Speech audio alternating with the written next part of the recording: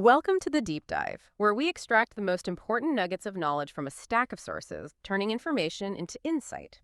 Today, we're embarking on a journey into the world of a figure who has, well, quietly reshaped global business and investment. Many of you might know him by some pretty impressive titles: the Chinese Warren Buffett, which, hints at his investment skill, or maybe the godfather of China's smartphone industry. And that acknowledges his foundational role in huge companies like Oppo, Vivo, OnePlus, and Realme. But these labels, as powerful as they are, they really barely scratch the surface of Duan Yongping. He's often portrayed as reclusive, but our deep dive today, we're going to challenge that easy narrative. We think his quiet approach isn't really a retreat from the world, but actually a deliberate, principled choice, a choice to share wisdom on his own terms. You see him doing it through online forums, carefully chosen Q&A sessions, and crucially by mentoring the next generation of business leaders. So our mission for this deep dive is to go beyond those headlines and monikers. We want to explore whether Duan Yongping, through his, frankly, remarkably coherent and consistently applied principles, ethical business life principles, can truly be considered a modern philosopher. It's a fascinating question, really, because his impact is just undeniable, yet his methods and motivations, well, they're less widely understood. And that's exactly the nuance we need to unpack. His selective engagement, it isn't about hiding from the public eye. Not at all. It seems more like a thoughtful inclination to teach, to get these profound insights out there, prioritizing the substance, the message, over any kind of personal spotlight. The core thesis that comes through in our sources today suggests that Duan's entire journey, from this pragmatic engineer to a transformative entrepreneur and then a really successful value investor, it's all underpinned by a deeply coherent set of principles, ethical, business, life principles, all consistently applied. What's particularly fascinating, what we'll really dig into, is how significantly these principles resonate with Warren Buffett's own philosophy, and indeed how they were shaped by it. It really positions Duan Yongping as, well, a figure of philosophical import in today's business world. He's someone whose actions just speak volumes, and we're going to listen very closely to what they say today. Okay, let's unpack this then. Where did this unique and principled approach even begin? To really get it, we have to go back to his formative years. He was born in Nanchang, Jiangli, China, back in March 1961. And he showed academic promise early on, really early. He got admitted to Zhejiang University when he was only 16, that would be around 1977 or 78, studying wireless electronics engineering. Now, this wasn't just, any degree. It seems to have instilled in him this profoundly practical, problem-solving mindset, like a real foundational understanding of how things are built, how they work, the tangible world of product creation. After graduating in '82, he even taught briefly at the Beijing radio tube factory, maybe honing his ability to break down complex ideas. Could be. And his thirst for knowledge didn't stop with just engineering. That's the interesting part. He later went on to get a master's degree in econometrics from Renmin University, graduating in 1988. Now, econometrics, that's basically using statistical methods to analyze economic data, forecast trends. It gave him really robust analytical skills and nuanced understanding of economic modeling. That's quite a powerful blend, isn't it? Deep engineering know-how combined with rigorous economic analysis. How did that unique academic grounding really set him apart later in the business world? Oh, absolutely. That dual grounding, it provided such an exceptionally potent foundation. It's quite rare, actually. On one hand, you've got the hands-on, practical understanding from engineering, the nuts and bolts, right? Product development details, circuits, materials. So he has this deep appreciation for execution, for quality, at a really fundamental level. Then you layer on top of that the rigorous analytical framework of econometrics. That lets him understand complex market dynamics, economic incentives, consumer behavior, strategic implications, all that stuff. This combination gave him a truly unique advantage. It meant he could navigate both the tangible world, product innovation, and the abstract realm of complex business strategy. He could connect the what of technology with the why of market behavior and consumer demand. It's like having both the blueprints for the machine and a detailed map of the economy it operates in. Pretty powerful. Okay, so his first real test, his first major crucible, that came during what we call the Subor era, roughly 1989 to 1995. In '89, Duan gets appointed director of the Naval electronics factory in Zhongshan. And just imagine the challenge he walked into. This company was in truly dire straits. Picture this. Only 20 workers. A meager 3,000 RMB in cash. I mean, that's barely anything, right? Barely covers payroll for a week, probably. Exactly. And on top of that, a staggering 2 million RMB in debt. It was, by all accounts, on the verge of collapse. Morale must have been rock bottom. prospects dim.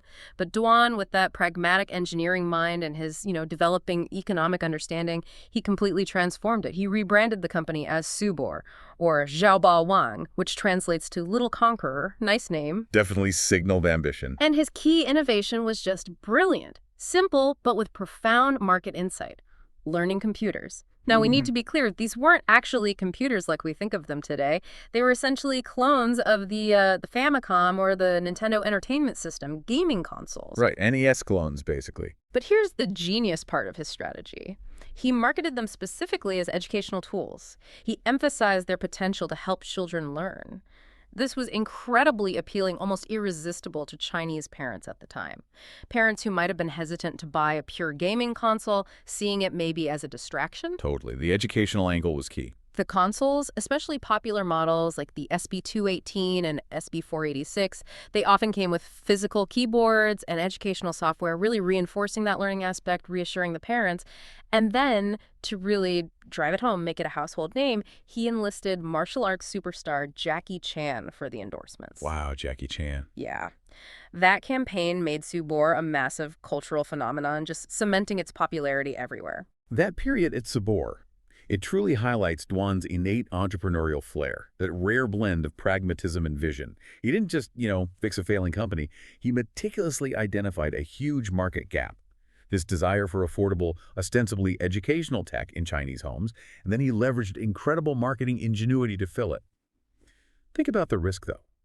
Taking on a company with so little cash, so much debt, the pivot from this struggling factory making generic stuff to a company producing a highly desired product like those learning computers, it just shows a profound ability, not just to spot opportunity, but to execute a strategic turnaround effectively. It really showcased that blend of technical understanding, market sensitivity, and a keen eye for branding. Very few people have that, especially under such tough circumstances. He wasn't just fixing a company, he was reinventing its entire purpose and market appeal. But then came a really pivotal moment in his early career. One that would deeply define his whole entrepreneurial ethos, his principled departure from Subor. Despite the massive success he'd engineered, turning this dying company into a thriving one. He resigned in August 1995. And the reason wasn't a better offer or just wanting a new challenge, no. He was fundamentally dissatisfied with the financial setup. And crucially, the parent company, Yuwa Group, refused to grant shares in Subor to him or to his key staff members, the people who'd made it succeed. Ah, the incentive problem. Exactly. This wasn't just a career move for him. It was a profound, principled stand. It just underscored his deep-seated belief in fairness, in shared ownership, and in the critical importance of aligning incentives for those who genuinely contribute to a company's success. He basically walked away from what must have been massive personal gain at Subor because of a principle. And that principle stand is absolutely foundational to understanding Duan. It really is. It shows his commitment to fairness and shared ownership wasn't just talk, right? It was something he was willing to act on, even at significant personal cost. That experience, seeing firsthand the demotivating effect of misaligned incentives, it directly informed how he structured BBK later on. At BBK, he empowered his lieutenants with significant autonomy and, crucially, a much more equitable share structure. This early lesson, this refusal to compromise on fundamental values, it became a defining characteristic. And it would then feed directly into his later investment philosophy, seeking out companies with strong ethical corporate cultures and fair dealings. It shows his core values were locked in very early, and he'd sacrifice short-term profit for long-term principle. So, undeterred, armed with this clear vision for how to build a company the right way, Duan Yongping didn't waste any time. He founded BBK Electronics Industrial Group, or Bubri Gao, meaning ever higher steps, in Dongguan, Guangdong Province, August 28, 1995. BBK initially focused on VCD and DVD players, products that, much like the Subor consoles, really gained traction in the rapidly expanding Chinese market. Right place, right time again. But he didn't stop there. The company soon diversified. Broader range of consumer electronics, telephones, stereo devices, and, crucially, mobile phones. By the year 2000, BBK had already cemented its place as one of China's biggest feature phone manufacturers, holding its own against global giants like Nokia and Motorola even then. But the truly remarkable strategic innovation of BBK, the thing that really distinguishes it even today, was its evolution. It became this, incubator, really. An incubator for a series of highly successful yet largely independent smartphone brands. After discussions with Tony Chen, Oppo was created in 2005, initially selling music players, then jumping into smartphones in 2011.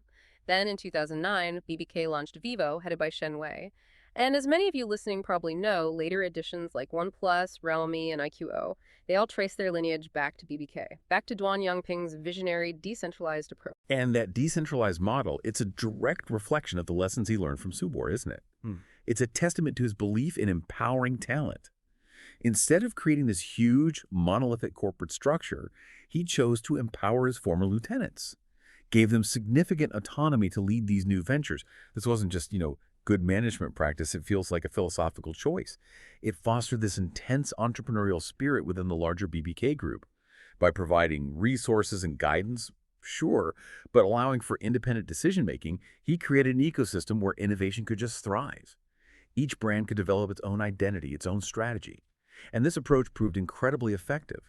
It let each brand adapt quickly to market demands, cultivate its own distinct identity, and ultimately led to this collective market dominance that maybe a single, centralized company couldn't have achieved. It really speaks to his trust in people, his understanding of incentives, and his ability to replicate entrepreneurial success. And it is certainly remarkable how these BBK brands achieve such tremendous success, often outmaneuvering global giants like Apple in that incredibly competitive Chinese smartphone market. But what were the specific vulnerabilities in Apple's strategy in China? You mentioned Duan suggested Apple was maybe too stubborn sometimes. What allowed BBK to gain such a foothold? Their strategy seemed brilliant. Offer devices with high-end features but at more accessible price points. Combine that with aggressive, super localized marketing blitz campaigns. We're talking extensive reseller networks deep into China's smaller cities, towns. Yeah, Motoroola's Apple wasn't really focusing. Right. And endorsements from local celebrities. Really understanding the pulse of the market at a grassroots level, something Apple, with its more global, top-down approach, may be overlooked. And his management style for these brands, once they were up and running, was apparently quite hands-off. He reportedly claimed he gathered most of his info about their operations just from the internet, specifically to avoid disturbing them, though he did attend board meetings. It illustrates this leadership philosophy rooted in trust and empowerment, doesn't it? Right. Once you have the right people and structures in place, he understood that real leaders build systems, empower individuals, rather than micromanaging every little detail. That's a crucial point. Apple's vulnerability, if you want to call it that, wasn't really a flaw in the iPhone itself. It was more its approach to the unique Chinese market. Apple largely focused on major Tier 1 cities, online sales, that premium aspirational strategy. BBK's brands, though, they mastered the art of going deep, establishing physical stores, huge reseller networks in Tier 2, 3, even Tier 4 cities, places Apple largely ignored back then. They understood that in these areas, offline retail, personal relationships, a strong local presence that was paramount, and their localized marketing using popular domestic stars, it created this sense of familiarity, relatability that Apple's global campaigns often could match. So yeah, it wasn't just about being cheaper. It was about superior market penetration, understanding local taste, building trust in a way Apple didn't or couldn't.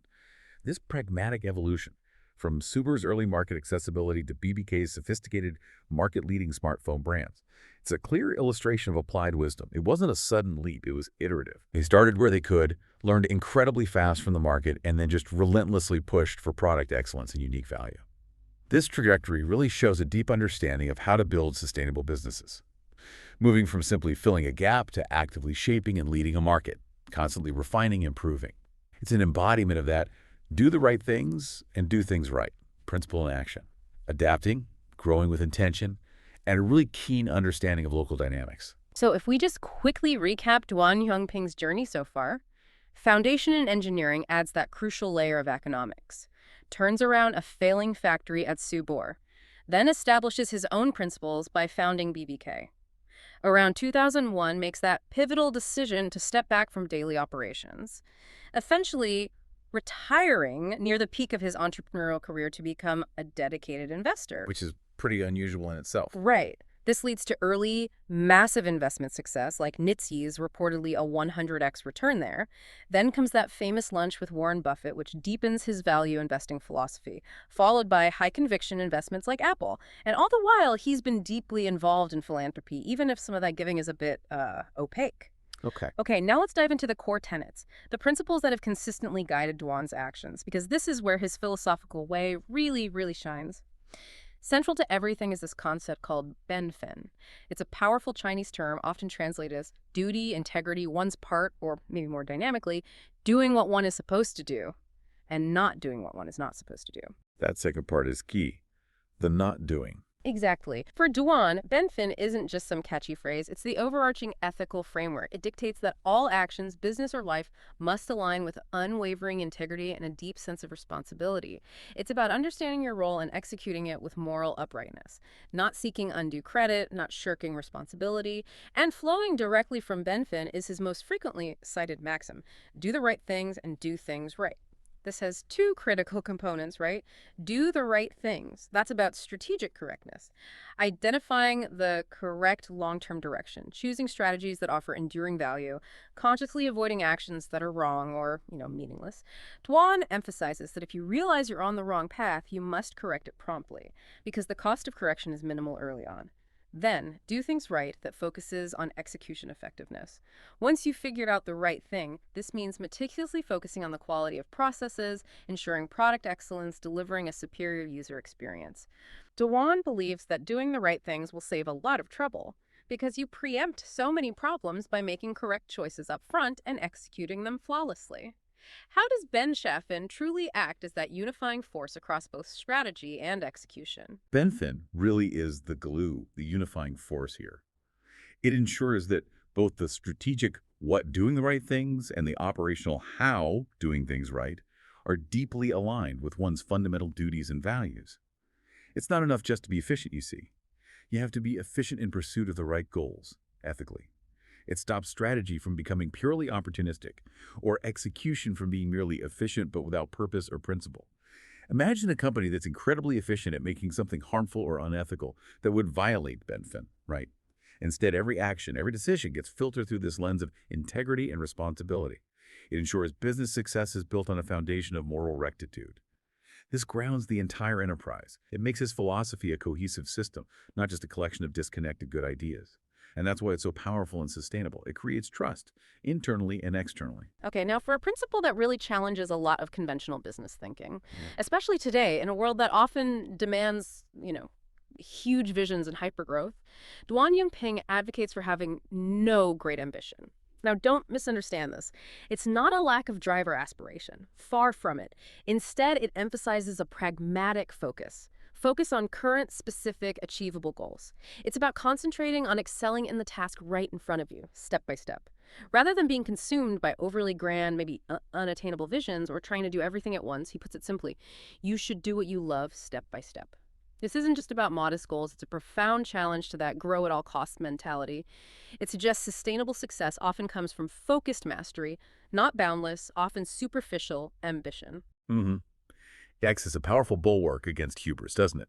Against overreach, against that seductive chase for quick success through aggressive or super risky strategies. It's a grounded kind of cautious attitude that prioritizes the long-term health, the longevity of an enterprise over those fleeting short-term peaks. And his own life decision really embodies this powerfully. Choosing to retire from daily BBK operations around age 39 at the height of his entrepreneurial success. Why? To focus on investment and, crucially, his family. That was a conscious choice, to ensure his companies kept thriving under empowered leadership while he pursued other valued parts of his life. It's so counterintuitive, that principle. But it really prioritizes long-term health and sustainability over those fleeting peaks of rapid, often unsustainable growth. In a business world obsessed with scaling at all costs, no great ambition offers this profound alternative. It encourages focus on mastering the fundamentals, building resilient foundations, creating genuine value over time. It basically says, don't chase the biggest, shiniest prize. Instead, meticulously build something excellent step by step that can actually endure. This aligns perfectly with that long-term value creation perspective. It prevents the kind of overextension and risky gambles that often lead to spectacular failures. It's deep wisdom, really. Resisting that temptation of immediate gratification for sustained excellence. It's a reminder that sometimes the slowest path is the most reliable one, and that profound impact often comes from depth, not just breadth. Okay, and for strategic thinking, this next concept is incredibly powerful, something many businesses and honestly even individuals could benefit from. The stop doing list. Duan believes it's absolutely critical to identify what not to do. He states it plainly. If you know it is wrong, you have to stop.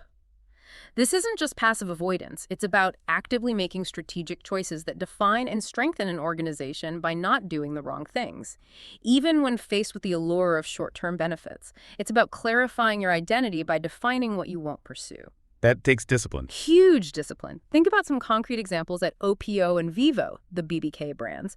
Their stop doing list reportedly includes no sales department, meaning they don't negotiate individually with distributors. Interesting. Yeah, all customers get the same transparent price. Apparently, it saves immense time and energy for both sides, prevents internal conflicts.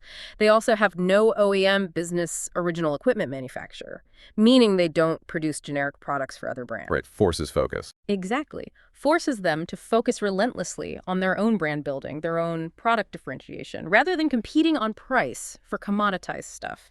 And perhaps most critically, no interest-bearing loans. Ensures financial resilience, independence. This aligns perfectly with Charlie Munger's wisdom, right? Know where you might die financially and actively avoid that path. Duan even quotes an Alaskan saying, which I love, taking the shortcut is the fastest way to get lost, underscoring his belief that success built on shortcuts just isn't sustainable.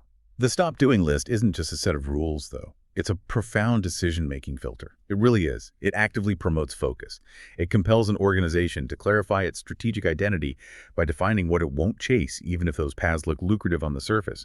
This sharpens their competitive edge, reinforces their core values. For instance, imagine the temptation for a successful electronics maker like BBK to take on big OEM contracts. Quick revenue boost, right? Yeah. But by not doing that, they dedicated all their resources, all their creative energy to building their own brands.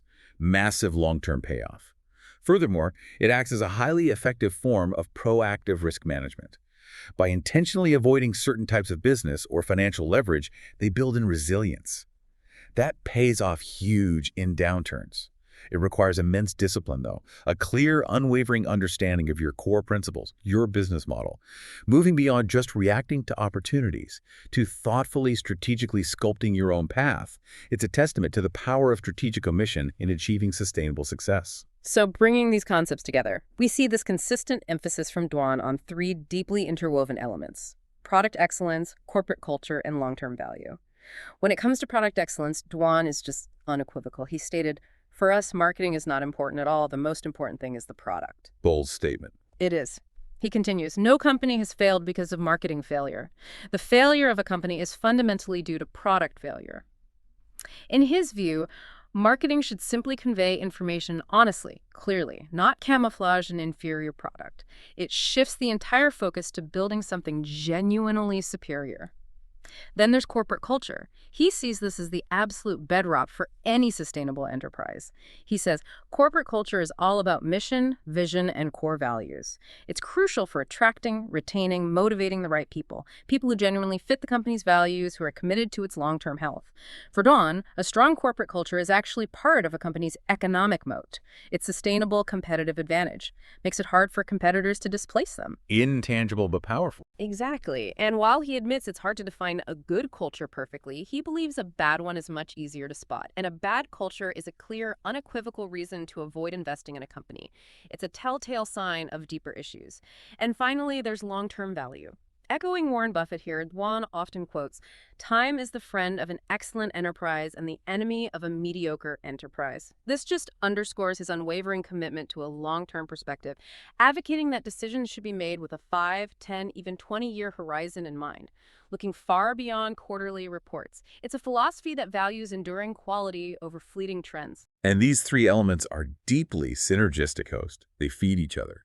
A strong, positive corporate culture doesn't just feel good, it fosters an environment where genuine product excellence can actually flourish. Why?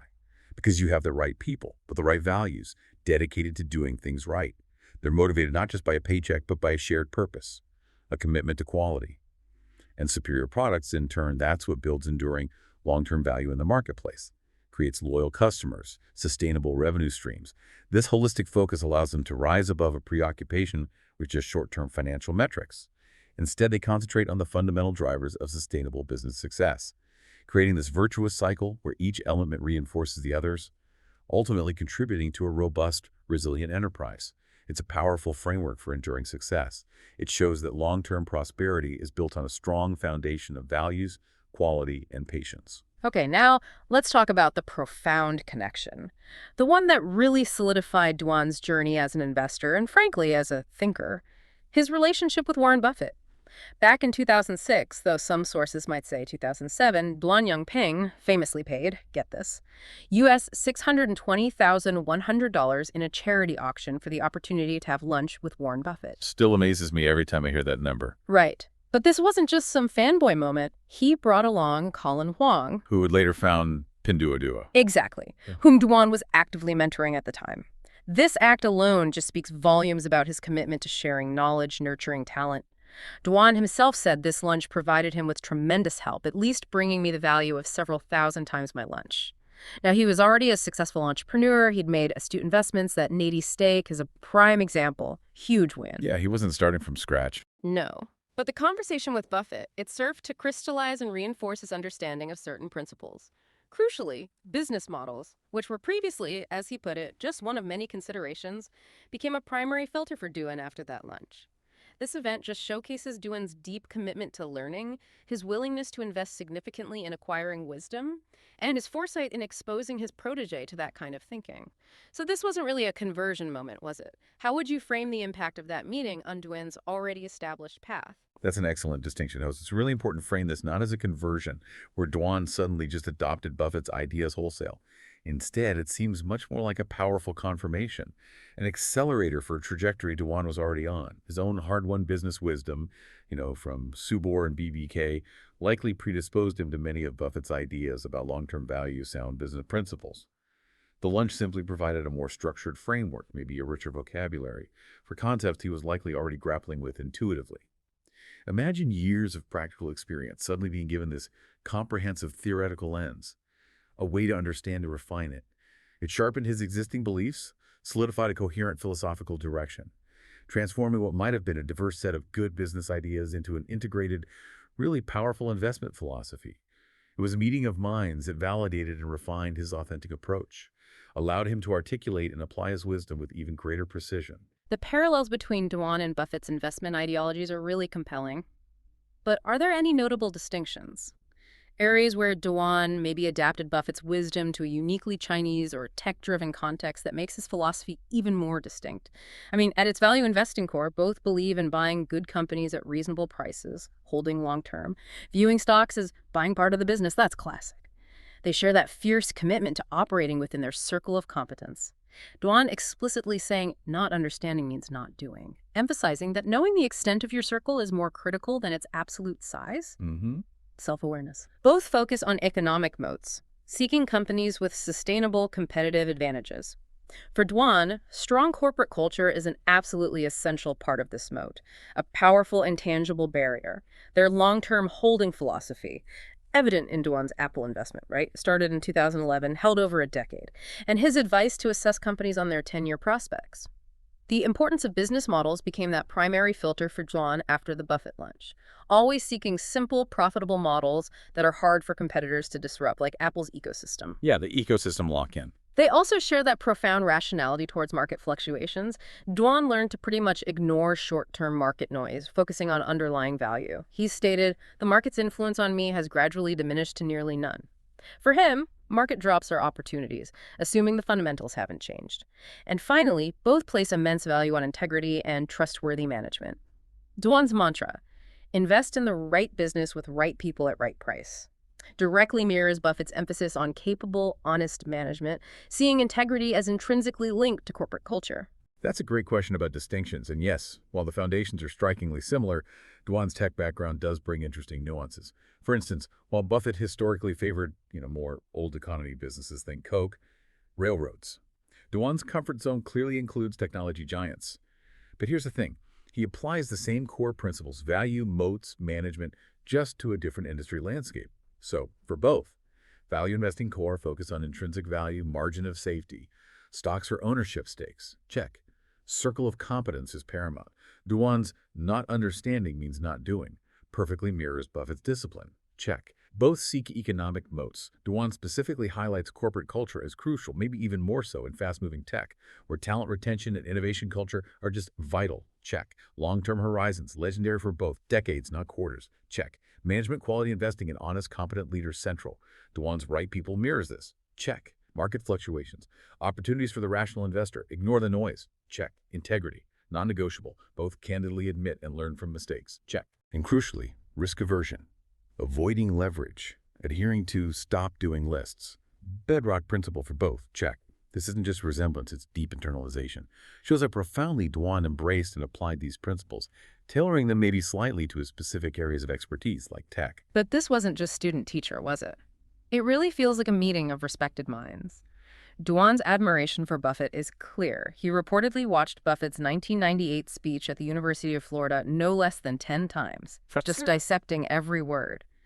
And what's truly remarkable is that Warren Buffett himself has publicly acknowledged Duan Yongping's sharp insights. At a Berkshire Hathaway meeting in 2022, Duan recounted how Buffett introduced him to Charlie Munger and Bill Gates, and actually credited Duan's insights on Apple's business model as a factor in Berkshire's huge investment in Apple stock. That's incredible validation. It's huge, a testament to Duan's independent thinking. Duan, with his typical humor, even added that maybe his insights didn't directly influence Buffett's initial decision to buy Apple, but perhaps played a role in the long-term retention of the investment. During their famous lunch, apparently they discussed Coca-Cola versus Apple business models. Duan highlighted a crucial distinction. Unlike the price sensitivity between, say, Pepsi and Coke, the price difference between Android and iPhone devices didn't really deter Apple users. Their switching costs, the ecosystem. Yeah, exactly. It demonstrated Apple's exceptionally strong business model, its pricing power, a point that clearly resonated with Buffett. The significance of Buffett crediting Duan, it just cannot be overstated. For an investor of Buffett's stature, known for his independent thought, rigorous analysis, to publicly acknowledge an external perspective on investment as massive as Apple, it elevates Duan far beyond just being a follower. It positions him as a truly sophisticated investment thinker, someone whose insights are valued by the master himself. Duan's deep understanding of tech-driven business models, probably honed through all that experience at BBK, clearly offered a valuable, unique viewpoint. He could articulate those intangible moats of a tech company brand loyalty, ecosystem lock-in in a way that maybe resonated differently with Buffett. This mutual respect, this reciprocal influence, it really strengthens the case for considering Duan a philosopher who not only synthesizes wisdom, but actively contributes to it, providing modern applications for timeless principles. And like Buffett, Duan also wholeheartedly embraces the role of mentor, passing on his wisdom. His guidance of Colin Huang, the Pinduoduo founder, is a prime example. Duan didn't just advise him, he actually took him to that transformative lunch with Buffett, offering this rare chance for invaluable learning. Furthermore, Duan's later investment in Huang's Pinduoduo was reportedly based heavily on his trust in Huang's character and the potential societal impact of the business, especially for farmers in China, not just immediate profit projections. Right, looking beyond the spreadsheet. Yeah, reflects a deeper, more principled approach to allocating capital. And this commitment to mentorship, it connects directly to that long-term, value-driven approach that extends beyond mere financial returns. It embodies a belief in nurturing talent, supporting businesses that offer broader societal benefits, not just those with the quickest profit curves. Investing in a person, investing in a company with a societal mission, rather than just raw numbers. That aligns perfectly with the bend-thin philosophy of doing the right thing. It reflects a philosophy that sees value not solely in monetary terms, but in human potential, positive social impact. It echoes Buffett's own philanthropy and his long role as an informal mentor. It's about planting seeds that will yield fruit far into the future, both economically and socially, ensuring good ideas are paired with good people. So, Duan Yongping's claim as a modern philosopher, it really rests not on abstract theories, but on how consistently he has lived and applied his principles. His journey is just this testament to translating deeply held beliefs into tangible strategies, conscious life choices. Around age 40, back in 2001, Duan made that pivotal decision: retire from daily operational management of BBK Electronics. And this wasn't a retreat, right? Not forced by failure or burnout. It was a conscious choice made at the absolute zenith of his entrepreneurial career. That's the remarkable part. He deliberately transitioned, focused on investment and spending more time with his family, who had moved to Palo Alto, California, seeking a different quality of life. Duan himself has reflected on the fundamental differences between running a business and investing. It's interesting. He views managing a business as often happening within familiar areas, which naturally reduces the chance of mistakes because you're inside your circle of competence. Investing, though, constantly presents new elements, uncertainties, where investors, he warns, can easily just devolve into speculators, taking risks they shouldn't if they stray from core principles. That level of self-awareness just highlights his profound respect for the intellectual rigor, the emotional discipline required for successful long-term investing.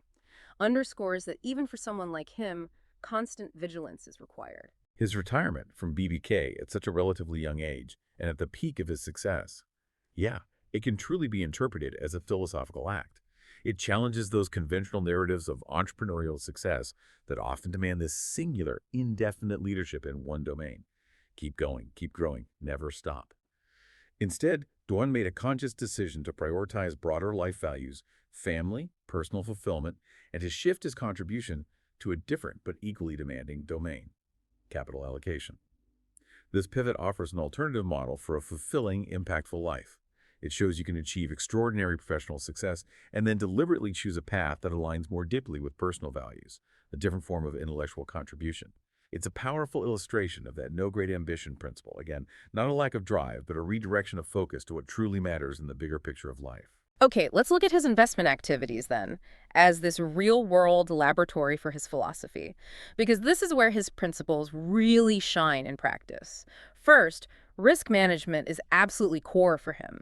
He emphatically states the core of investment management is managing risk, not pursuing returns. Opposite of how many approach it. Totally. And this is vividly demonstrated by his strict avoidance of leverage, his willingness to hold cash when good opportunities are scarce, and of course, the strategic omissions, the stop doing list, apply to investments. He's not chasing the highest possible return. He's diligently avoiding the greatest potential losses, knowing that protecting capital is just paramount. Then there's his unwavering long-termism and patience. Duan consistently emphasizes that long-term outlook, often focusing on a company's 10-year prospects. His highly successful NetEase investment is a prime example. Reportedly bought it at its absolute bottom in 2002 when the company was facing just deep decline. Held it for about 2 years, achieved a return of nearly 100 times. Incredible conviction. It wasn't a quick flip. It was patient conviction in the underlying business when everyone else saw despair. And his significant long-standing position in Apple started in 2011, held over a decade. Further showcases this patient, long-horizon approach, riding out market volatility because he believes in the business. His deep understanding of business models and corporate culture are his primary filters when evaluating potential investments. He meticulously seeks businesses with strong, defensible products and business models, things that are inherently difficult for competitors to replicate or disrupt, like Apple's ecosystem. He also firmly believes a bad corporate culture is easier to spot than a good one. And it serves as a clear, unmistakable signal to avoid or get out of an investment, often foreshadows deeper systemic problems. That bad culture point is so insightful. Isn't it? He practices the circle of competence in action with rigorous discipline. Adheres strictly to investing only in what he genuinely understands. His portfolio clearly reflects this. Significant holdings in tech, Apple, Google, NetEase, Tencent, areas where his background, his experience provide a distinct edge. He's also remarkably humble. Readily admits when he doesn't understand something, like Bitcoin or initially NVIDIA. But his evolving interest in companies like NVIDIA and TSMC also shows a carefully expanding circle of competence, driven by diligent study, genuine intellectual curiosity, not just chasing speculative fads. For Duan, valuation is a mindset, not just a mechanical calculation. He states, discounting future cash flows is not an algorithm, it's a mindset. He famously believes if it takes a calculator to determine if something is cheap, then it probably isn't cheap enough. Love that quote. Me too. It highlights his reliance on qualitative judgment, a deep, intuitive understanding of the business, rather than over-reliance on precise, maybe misleading quantitative models. It's about seeing the obvious value, not dissecting every decimal point. And finally, Duan is remarkably open about learning from mistakes. Views his investment errors as invaluable learning experiences. He's openly discussed significant losses from shorting Baidu, betting on the stock price falling reportedly $150 to $200 million loss there. And he also spoke about an uncomfortable investment in Delta Airlines that cost him sleep. A clear sign it was outside his comfort zone or conviction level. He considers these mistakes his greatest wealth because they forged powerful lessons. His clear don'ts for investing, like don't go short, don't borrow money, these are hard-won lessons, transformed into guiding principles that prevent future missteps. Each of these applied principles really embodies a profound philosophical approach. Demands both intellectual rigor and immense emotional discipline. Risk management, for instance, is not just financial prudence, it's a philosophical stance on preserving capital, prioritizing security over speculative gain. It's about staying in the game for the long run. Long-termism. That's a rejection of short-term market noise, a commitment to enduring value, trusting the compounding power of time for truly excellent companies, resisting that siren called instant gratification. His focus on business models and culture shows a deep understanding that the qualitative aspects often underpin the quantitative success. Good businesses are built by good people with sound operations. The circle of competence is intellectual honesty in action, humility to acknowledge limits, diligence to expand knowledge thoughtfully, not blindly speculating. Valuation as a mindset emphasizes discernment, genuine understanding over mechanical computation, and his openness about mistakes showcases a growth mindset, transforming setbacks to profound, hard-won wisdom. These aren't just investment rules. They are facets of a coherent life philosophy, rigorously applied to finance, proving that principle and profit are absolutely not mutually exclusive. And beyond business and investment, Duan offers a broader life philosophy too. Insights into living a principled, fulfilling life. He stresses calmness and rationality, equating keeping a calm mind with being rational, returning to the essence of things. While he thinks maybe this is inherent for some people, for others, it requires conscious effort to be rational, philosophical, especially when facing adversity or intense market swings. It's a deliberate practice. Takes work. A recurring theme is passion and doing what you love. He advises, if you always stay where you don't like, you may never know what you really like. So if you find the wrong thing, you have to stop. His own career shifts, right? Engineer to entrepreneur to investor. A testament to this principle. A courageous pursuit of fulfillment. Drawing from Buffett, Duan highly values friendship and sincerity, advocating for sincerity, tolerance, kindness, honesty in relationships, seeing them as integral to a rich, meaningful life. He emphasizes continuous learning and thinking, the necessity of deep thought, genuine understanding, famously saying it took him, on average, 6 years to understand one company. 6 years? That's dedication. It's not a quick read of an annual report, is it? It's immersion. He believes in integrity in all dealings, viewing the call to be a person of integrity as foundational, extending to all aspects of life, not just business or investment, every interaction. His decision to step back from BBK was partly motivated by family and well-being. Recognizing professional success shouldn't cost your personal life. He also offers advice to parents. Provide kids with security through quality time, unconditional love, cautioning against the pressure of conditional parental expectations. And finally, his commitment to philanthropy is significant. Substantial contributions, like that US $40 million joint donation with William Dingley to Zhejiang University in 2006.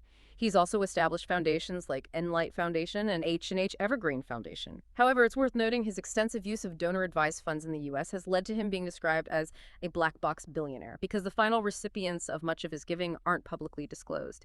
This choice to keep his philanthropic impact private, even from public view, it seems to align with his overall quiet philosophy, doesn't it? What's your take? Indeed, host. It's a fascinating extension of Benfin, and that emphasis on substance over spotlight. It really is. For Duan, it seems the impact is paramount, not the recognition. This approach allows him to direct funds efficiently, maybe avoiding the administrative overhead or public pressures that sometimes come with more transparent giving, ensuring the resources truly serve their intended purpose without seeking personal accolades. It aligns with his consistent theme: do the right thing for its own sake, not for external validation. These life principles, they're deeply connected back to that overarching concept of Benfin. His pursuit of calmness, rationality, ensures decisions are made with integrity, free from emotional bias. His emphasis on passion, doing what you love, speaks to living authentically, aligned with one's true self and duties.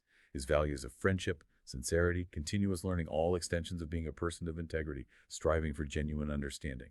And prioritizing family, philanthropy demonstrates his ethical framework extends beyond business to personal life, societal contributions. It illustrates this holistic philosophical approach, where financial success isn't the end goal, but a means to living a principled, meaningful, and impactful life. Duan Yongping's journey is just such a compelling narrative. Success built on these deeply held, coherent, consistently applied principles, from his early insistence on fairness at Suber to the decentralized empowerment at BBK, and finally, his meticulous, value-driven investment strategy. His way is a testament to pragmatic wisdom combined with unwavering ethical commitment. That profound connection with Warren Buffett, it didn't just happen in a vacuum. It crystallized, reinforced ideas already taking root from Duan's own experiences, showing how universal these core truths about value creation and ethical conduct really are. It's a powerful reminder that principle and profit can, and absolutely should, go hand in hand. So can we truly assess Duan Yongping as a modern philosopher? Well, he certainly doesn't fit the traditional mold, right? Not an academic writing abstract theories. But he absolutely embodies the spirit through several key attributes. He has a systematic, coherent worldview guiding his complex decisions. Check. His emphasis on ethics, integrity, benefit, is at the absolute heart of all his actions. Check. Critically, his philosophy is eminently practical, rigorously lived out in business, investment, personal life, demonstrating how ethical ideals translate into tangible, successful outcomes. Check. His relentless pursuit of genuine understanding, his humility, his commitment to learning from mistakes, reflects deep intellectual honesty, a quest for wisdom. Check. And through his selective sharing of insights, his direct guidance of people like Colin Huang, he's taken on a significant teaching and mentorship role, disseminating his practical philosophy. Check. He offers a philosophy of practice that feels profoundly relevant today, bridging enduring wisdom with modern industrial and financial realities. His story offers such a potent counter-narrative, doesn't it? So many business cultures prioritizing rapid growth at all costs, short-term gains, speculative ventures. Instead, Duan's approach provides this viable roadmap, building enterprises, investment portfolios that are not only profitable but sustainable and ethically sound. His emphasis on long-term value, integrity, strong corporate culture, deep business understanding. It holds particular relevance in our fast-paced era, often characterized by disruption, intense short-term pressures. His connection with Buffett and the evidence of his own intellectual contributions to that relationship really underscores the universality of certain fundamental truths about value creation, ethical conduct, rational decision-making, regardless of culture or geography. Duan Yongping, the quiet philosopher, he teaches us the immense power of knowing not just what to do, but perhaps more importantly, what not to do. So a final thought for you listening. How might you apply the stop doing list in your own life, your career, your investments? And what does no great ambition truly mean for your goals, beyond just avoiding grandiose visions? Is it maybe about finding profound satisfaction in mastering the task at hand and building something lasting step by step rather than forever chasing the next big thing? Perhaps his story invites us all to reconsider what true success really looks like. Powerful questions indeed. Thank you for joining us on this deep dive into Duan Yongping's remarkable way. We invite you to reflect on how such profound and consistently applied principles might guide your own paths to success and fulfillment. And hey, if you're looking for tools to help navigate market insights and make informed decisions, you might be interested in checking out the iOS app Buffett Indicator. It's available on the Apple App Store, provides daily market bubble reminders based on that indicator. Just a tool to consider. Also, just a quick reminder, all our analysis is based on publicly available sources and is for educational purposes only. It doesn't constitute investment advice, so please do your own due diligence before making any decisions. If you enjoyed this deep dive, subscribe to us on Apple or Spotify podcasts, Deep Value Investing. And don't forget to check the episode description for a great book list on value investing. Until next time, keep digging deeper.